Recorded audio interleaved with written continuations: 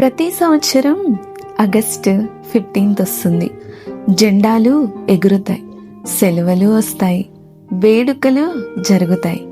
కానీ నిజంగా మన స్వాతంత్ర్యం కోసం ఎవరు ఎక్కడ పోరాడారో తెలుసా? మన అండమాన్లోని సెల్యులర్ జైల్లో వేలాది మంది ఫ్రీడమ్ ఫైటర్స్ నిర్బంధించబడ్డారు. చీకటి గదుల్లో వెలుతురు కూడా నిషేధం. ఒక్కసారైనా మనం ఈ జైలుని విజిట్ చేసి ఎంతోమంది మన కోసం ప్రాణాలు కోల్పోయిన స్థలాన్ని చూడాల్సిందే.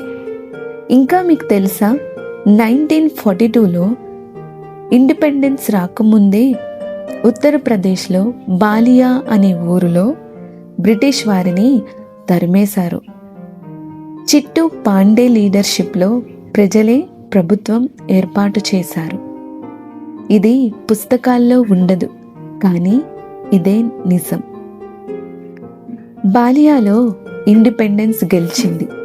అండమాన్లో ఇండిపెండెన్స్ కోసం ప్రాణాలు కోల్పోయారు.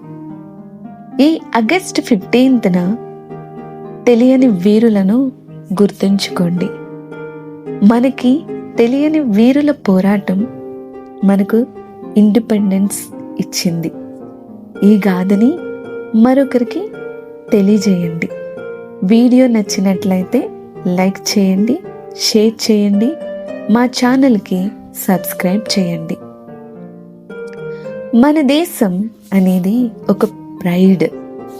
ఇది ఒక్కరోజు మాత్రమే కాదు, జీవితాంతం గర్వపడాల్సిందే.